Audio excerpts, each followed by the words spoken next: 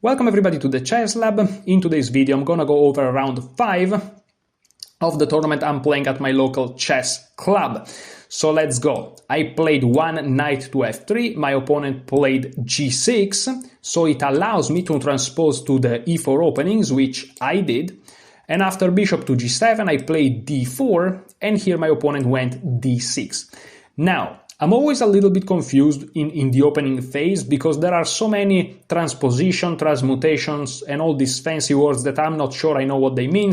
But basically here I could play c4, and after knight f6, knight c3, we are back into a King's Indian, which is a d4 opening. Is like, what is going on here? I started with knight f3, then I went for e4, and now what? But I'm not interested into transposing into d4 openings, so I simply went with the Solon's repertoire, which is the repertoire I'm using for the Road to 2500 series. If you don't know what the Road to 2500 series is, no one cares. Let's keep going. Bishop to c4, you know, applying some pressure over to f7 and whatnot. And here e6. One of the main ideas against this setup by white is just killing this bishop. And okay, here I played bishop to b3.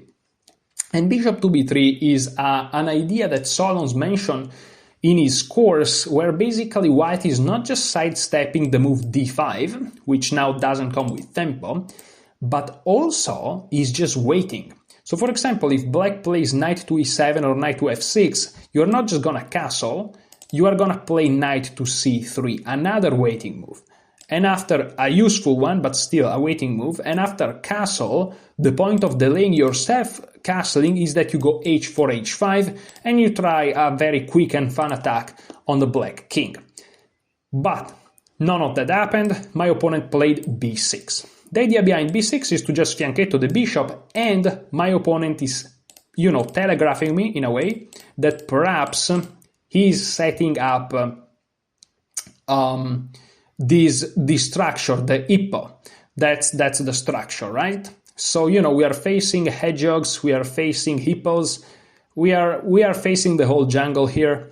And yeah, the idea is to play bishop to b7, knight d7, knight d7, in any order really, unless you are a 2700 massive chess nerd, which me and my opponent are not, so the move order doesn't matter.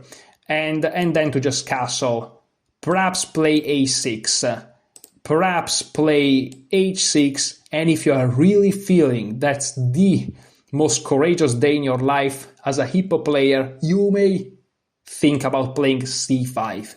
If you are a hippo player, please don't faint, please. But yeah, that's kind of the idea. Anyways, here I played castle because I'm no longer interested in going for this h4, h5. And here my opponent played bishop b7, keep going with the hippo concept, going after my e4 pawn. I saw it, and here I played rook to e1. I really like to just, you know, activate this rook, Fischer style. One of the very first games that I seriously studied is game 6 in Bobby Fischer, my 60 memorable games. It's a Ruy Lopez or Spanish, and Fischer just played rook to e1, which is a banal mainline theory stuff, but to me it was just so clean. If you play it, I don't care. If I play it, I don't care. If Carlsen plays it, I don't care. But when Fischer plays it, it's just so natural. Just defending the pawn with the rook. I don't know what to tell you. Okay, so knight to e7 by my opponent again, with this idea of going for the classical hippo. And here, okay, you know, I've heard once by a grandmaster or a master, I've heard it in a video, that back in the days, they used to think that if you have 2 pawns in the center, you have the center. But in more recent times, grandmasters and masters have concluded that having 3 pawns in the center is the real deal. That's a principle, of course, and every position must be taken, you know, individually. But I just decided to follow this, and I went with c4. So now I have my 3 pawns in the center, I have quite a stake in the center, and I'm just quite happy. Everything is very quiet here. So castle was played by my opponent, again, perhaps knight d7 in the future, or perhaps some surprises you will see. Here I simply played knight to c3, perhaps overprotecting this e4 pawn. Overprotection is a concept that, Nimzowitsch kind of made it a little bit popular with his book, My System.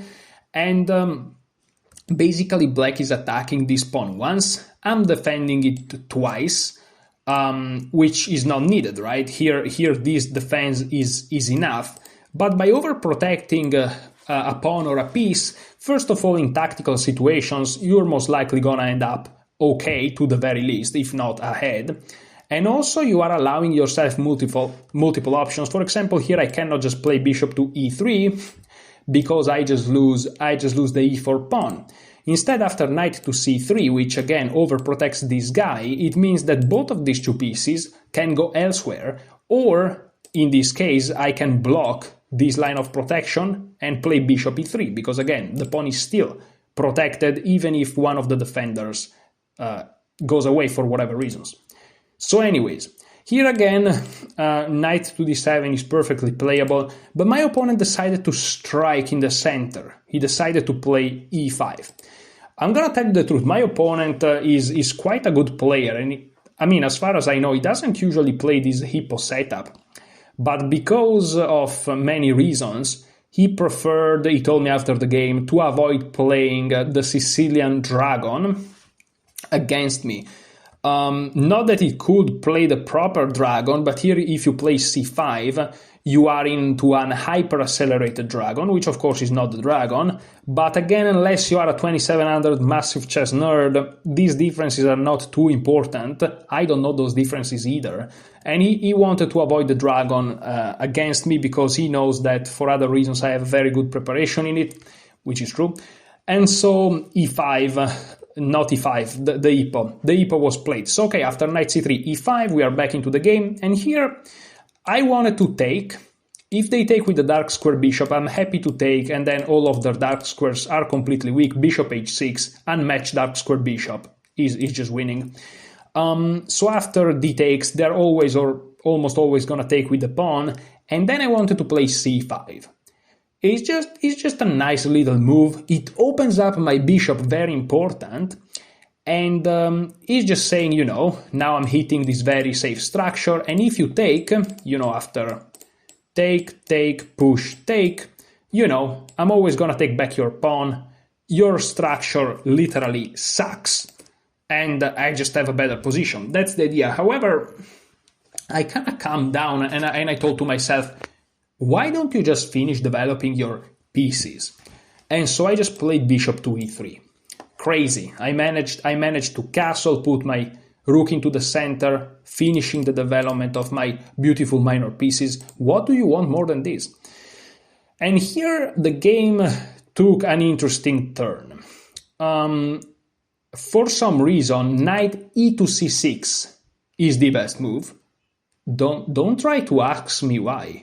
Oh, you were about to say, oh, you are the one that played the game, you are the one that analyzed the game, you are the one that is making the video. You should explain me why knight e to c6 is best. Dude, I have no idea why knight e to c6 is the best move. Zero. And my opponent had no clue either, because he played c6. Now, according to the engine, you're probably seeing the bar shooting up. This is a blunder, and the reason is...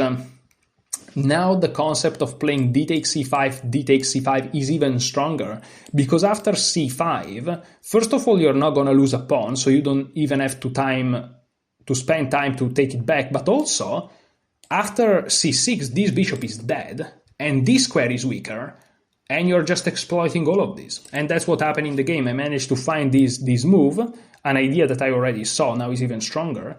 And here I just played c5.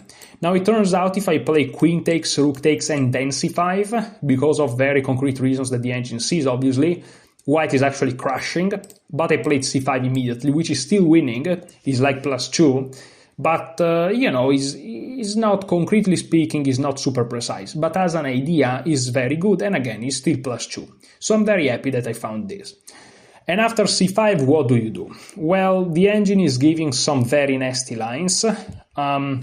Basically, your only hope if you're playing black is to play knight d7, because you really need to get that development finished. As you can see, there are development issues here. You really have to play knight d7. But here there are issues. For example, c takes, a takes, and here knight g5. And here is not super clear what white is trying to accomplish, because there is some pressure here, but we know that giving up, well, if you don't know it now, you know it, giving up 2 minor pieces for the rook and the pawn, it's technically 6 points for 6 points, but you have to be very, very careful, because if in the end the guy that has the rooks has very active rooks, it could be an issue. And if you look at this position, my rooks will be a little bit more passive, let's do it in red, than my opponent's, well, let's do it in green, rooks, if all of these things happens, right? So it may seem like that's not really good. However, here the best move, according to the engine, would be to play knight to c5. You really have to try to get this activity going. If h6, I haven't checked this with the engine, but there are similar problems to what you will see happening. After h6, there is actually quite a tactical shot, which is knight to e6, which is a fork. And after you take, bishop takes, the king has to move, and then I just win this knight. And in the end, I'm up a pawn. This is kind of the idea that I missed, and that, you know, we all missed it. But this is best by my opponent. So yeah, no, I missed nothing here. My opponent just played queen c7, should have played knight d7, and here I'm just showing you why even knight d7 doesn't work, okay, because of knight g5. Again, f6 is illegal, h6 runs into this crazy knight e6, so the engine is giving knight to c5, but now there is first queen takes d8, you cannot take with this rook, because then you're just dropping a pawn with check.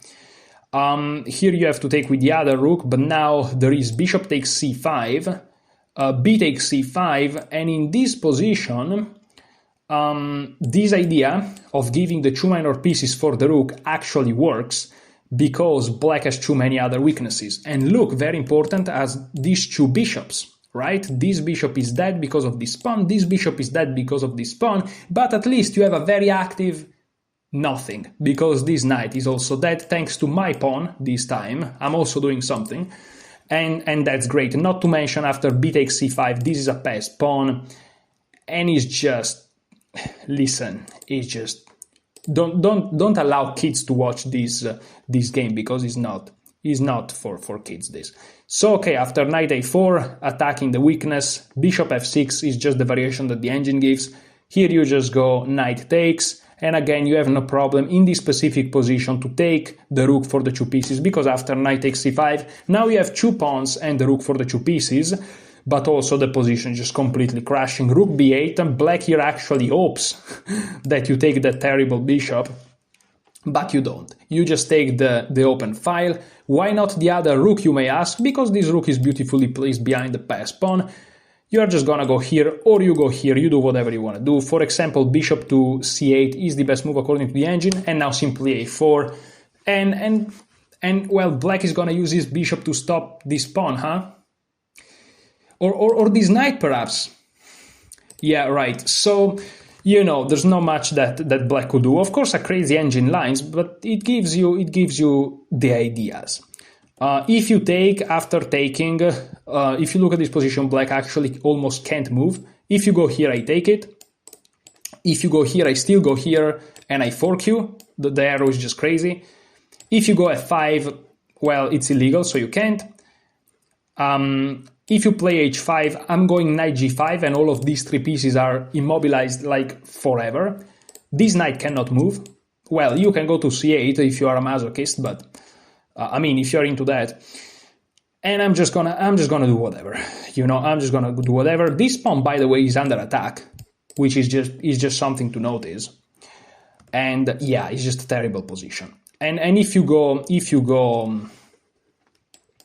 b5, I can always go a4, and your structure on the queen side is gonna collapse. If you dare to play b4, I will eventually, I may do it right now, but eventually exploit the new weekend c4 square with things like this, which are not so crazy considering the activity of black pieces, And then I can even go to d6. And I mean, dude. And after my knight lands on d6 in this hypothetical scenario, look at this harmony.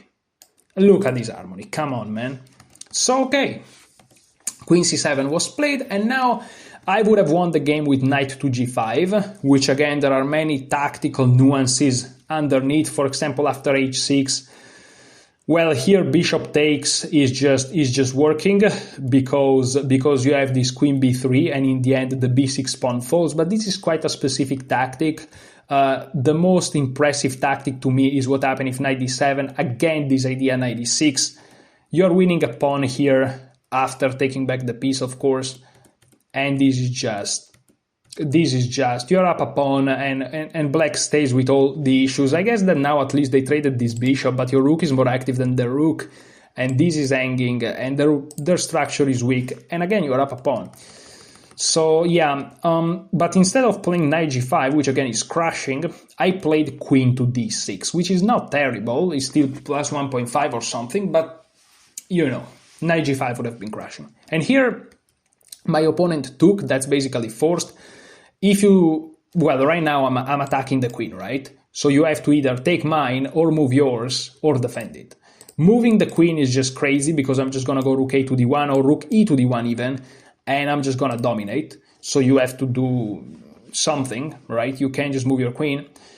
What can you do? You can play rook c8 to defend, but now knight g5 is just crashing, and after queen takes, because I'm hitting here, and if you go back, the queen hangs, so you first have to trade queens.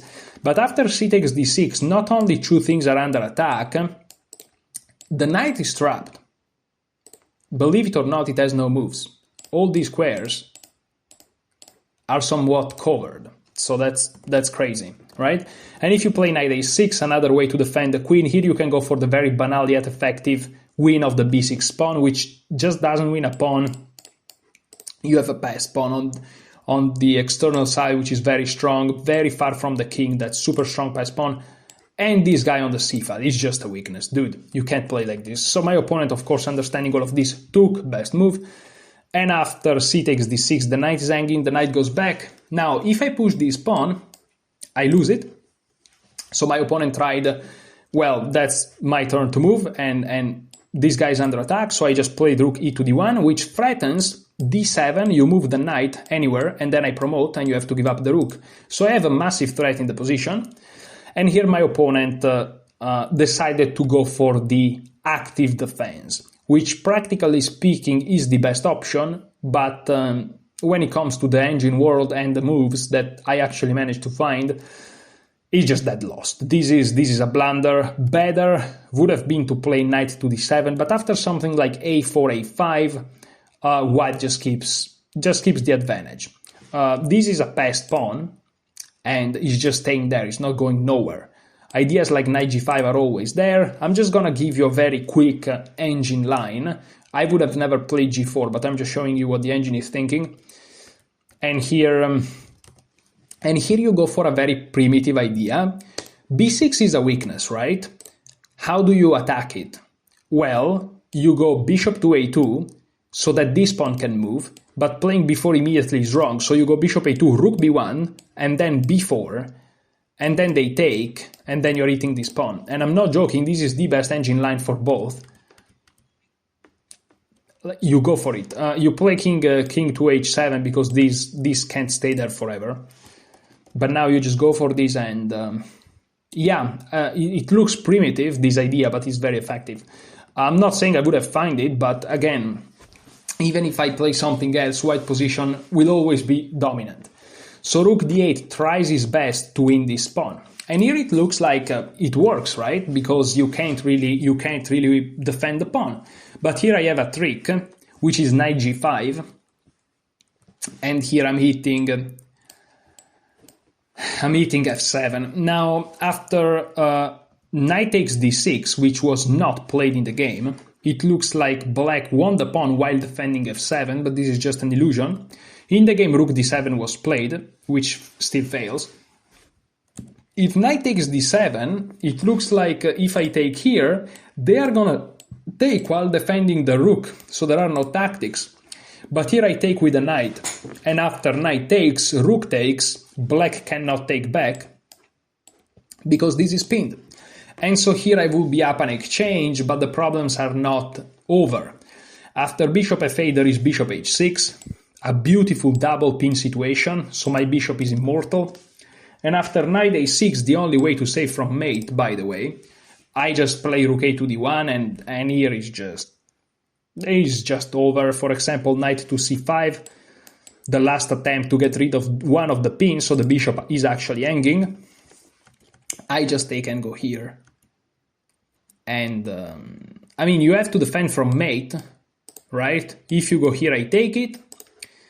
And if you go here, I mean, if I take here, after this, there's still check, because the knight's pinned, and after you go back or move the king, I win your bishop. So I still win the game. But even better is to just take the bishop, keeping the pin, and I'm just up a full rook, because I was up the exchange before. After the piece is now a rook. So okay, after I play knight g5, my opponent realized he cannot just take on d6, so he tried rook d7, but this fails to bishop takes f7 check. Again, we discussed that giving up the two minor pieces for the rook and the pawn is usually not good, but this is the game of the exceptions, because this is just crushing, because again, you have to look at other elements in the position. The pieces, the rooks that remains, what is the situation? Well, in this case here, my rooks are just fantastic, and I have a pass pawn that wins immediately. For example, in the game my opponent went king f8, if you play rook takes f7, I just take it. And after you take back, the engine thinks that taking back is not best, but if you don't do it, you're just down an exchange, and I keep my passed pawn, so you have to take it, but then I just push. And yeah, you're gonna lose this knight, or I'm gonna promote, and you're gonna lose another piece. If you try to take it, you not only lose this knight here, but you also lose the bishop too, so you're down a trillion of material. And so every tactic works for me. I guess that, there is this saying, tactics flow from superior position. Guess it's true. King f8 was tried by my opponent. Here I just went bishop to e6. I calculated a very little nice variation. Here rook takes d6 was played. The engine thinks that king e8 is better, but this is of course something that no human will ever do. He's completely losing anyways. My opponent human move rook takes d6, and here I played the very nice bishop takes c8. So at the time being, I just won a piece. And because again, I have these 4 pieces and they have 3. And if black takes back, I'm removing the defender, so I just take the rook. And you may say, well, no problems, right? Rook takes d1 and rook takes d1. The rook is no longer hanging on d6. Now black can take back your piece, and then you will have 3 pieces and 3 pieces, which would be equal material. The problem is, my opponent here resigned the game. Why? Well, because if he takes, material is equal for the time being, but is my move, rook d8. And I win the piece back. The rook cannot get trapped, I checked it, don't worry, is just completely winning. And so my opponent resigned after rook takes d1 on move 20. So that was actually quite a game. On move 15 it was already completely winning, and from there I never lost the winning advantage. So that's kind of a miniature actually. And it all went wrong when my opponent decided to play this idea here of playing c6. Perhaps a little bit too passive. I didn't exploit it practically immediately, but I did strategically, because that's the concept. And after this, these 2 bishops are dead, and this knight is also finding himself in a terrible situation, plus the underdevelopment is just downhill from there. Okay, so now I'm 4 out of 5. I'm leading the tournament together with another guy. This guy is also 4 out of 5. I already played him on round 2. I won. You can find the video on the channel. So now it's all about trying to win. I'm going to do my best to win the last 2 games. And whatever happens, happens. If he also wins the last 2 games, I don't know what the ways to determine the actual winner, the tie breaks, will be. Tie breaks are not included in this tournament, so I'll guess the algorithm is gonna do its things. But there are still 2 rounds to go. I don't know if I'm gonna win both games. I don't know if my opponent is gonna win both games. It's still a long journey. Tomorrow, I think I'm gonna play round 6, but I'm not super sure. Maybe next week, who knows? But when I play it, I'm gonna show you the results. No matter if it's a win, a draw, or hopefully not, but who knows, a loss. So thank you so much for watching and enjoy your chess.